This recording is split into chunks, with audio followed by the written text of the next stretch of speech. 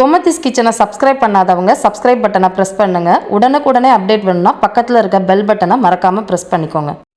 Welcome to Gomathi's kitchen. நம்ம இன்னைக்கு நல்ல ஒரு டேஸ்டான ஒரு 10லேருந்து 15 நிமிஷத்துக்குள்ளே செய்யக்கூடிய ஒரு புளி ரசம் எப்படி செய்யலான்னு பார்க்கலாம்.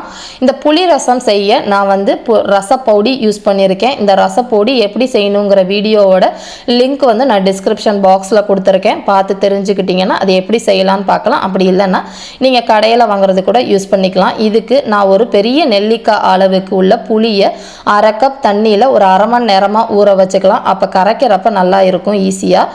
இதுக்கு 2 கப் அளவுள்ள நல்ல பழுத்த தக்காளியாக நாட்டு தக்காளியாக எடுத்துக்கோங்க. இதுக்கு நான் அரைச்ச ரசப்பொடி வந்து இதுக்கு 1.25 டேபிள் ஸ்பூன் எடுத்துருக்கிறேன். கடையில் வாங்குறது கூட நீங்கள் யூஸ் பண்ணிக்கலாம். இந்த ரசப்பொடியோட டேஸ்ட் வந்து பார்த்திங்கன்னா ரொம்ப சூப்பராக இருக்கும். இதுக்கு ஒரு டேபிள் ஸ்பூன் அளவுக்கு உப்பும் ஒரு 10 வெள்ளைப்பல்லு பூண்டு தோலோடு எடுத்துக்கோங்க. கருவேப்பிலையும் கொத்தமல்லியும் சேர்த்து 1 கப் எடுத்துக்கலாம். கொத்தமல்லி இந்த மாதிரி தண்டோடய எடுத்துக்கோங்க. அதோட டேஸ்ட்டும் ரொம்ப நல்லாயிருக்கும். ரசத்துக்கு அதை வேஸ்ட் பண்ண வேண்டாம். அதுக்கு 1 டேபிள் ஸ்பூன் அளவுக்கு மஞ்சள் தூள் எடுத்துருக்கிறேன்.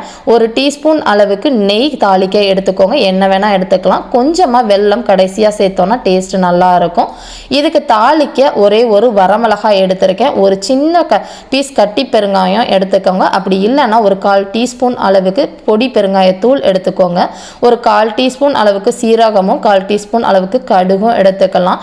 இது எல்லாம் தான் நம்ம இன்னைக்கு புளி ரசம் செய்ய தேவையான பொருட்கள். இப்போ எப்படி செய்யலாம் அப்படிங்கிறத பார்ப்போம்.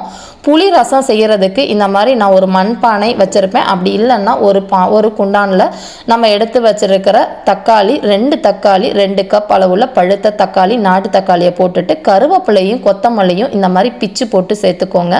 எவ்வளோக்கோளோ கருவேப்பிலையும் கொத்தமல்லியும் சேர்க்குறோமோ அவ்வளோக்கோளோ நம்மளோட ரசம் நல்ல ஒரு வாசத்தோடு இருக்கும். இதுலேயே 1 டீஸ்பூன் அளவுக்கு மஞ்சள் தூள் சேர்த்துக்கலாம். அதே மாதிரி இதுலேயே நான் எடுத்து வச்சிருக்கிற ரசப்பொடி 1.25 டேபிள் ஸ்பூன் அளவுக்கு எடுத்துருக்கிறேன். நீங்கள் கடையில் வாங்கினாலும் அதே அளவுக்கு எடுத்துக்கோங்க. 1 டேபிள் ஸ்பூன் அளவுக்கு கல் உப்பு சேர்த்துக்கலாம். டேபிள் சால்ட் இருந்துச்சுன்னா 3/4 டேபிள் ஸ்பூன் எடுத்துக்கோங்க. புளியை நல்லா இந்த மாதிரி திக்காக கரைச்சி ஃபஸ்ட்டு ஊற்றிடலாம். அதுக்கப்புறமா இப்போ எல்லா சாமானையுமே நல்ல கையை அலம்பிட்டு அந்த கையில் வச்சு நல்லா பிசைஞ்சு எடுத்துடணும். அப்போ தான் நம்மளோட தக்காளி ரசப்பொடி கருவேப்பிலை கொத்தமல்லி மஞ்சள் தூள் எல்லாத்தோட வாசமும் பார்த்திங்கன்னா இந்த மாதிரி பிசைகிறதுல தான் இருக்குது. கிராமங்கள்லாம் இன்றைக்குமே இந்த மாதிரி தான் செஞ்சுக்கிட்டு இருக்காங்க. இப்போ தான் நம்ம எல்லாரும் மிக்சியை யூஸ் பண்ணி எல்லாத்தையும் அரைக்கிறோம். அதை விட இந்த மாதிரி நீங்கள் செஞ்சு பாருங்கள். அந்த ரசத்தோட மனமும் ஃப்ளேவரும் சொல்லவே முடியாது, அவ்வளோ சூப்பராக இருக்கும். இப்போ நான் ஒரு லிட்டர் அளவுக்கு தண்ணியை ஊற்றி நல்லா இந்த மாதிரி பிசைஞ்சு விட்டுருங்க. அந்த அளவுக்கு நம்மளோட ரசம் ஃப்ளேவர்ஃபுல்லாக இருக்கும். இப்போ பார்த்தீங்கன்னா எல்லாம் கலந்து நம்ம ரச கலவை ரெடி ஆகிடுச்சு. இப்போ நம்ம இந்த உரலில் எடுத்து வச்சிருக்கிற வெள்ளைப்பல்லு பூண்டையும் நம்ம தோலோடையே போட்டு நல்லா இடித்து வச்சுக்கலாம். பேஸ்ட் மாதிரி ஆக்கிட வேண்டாம்.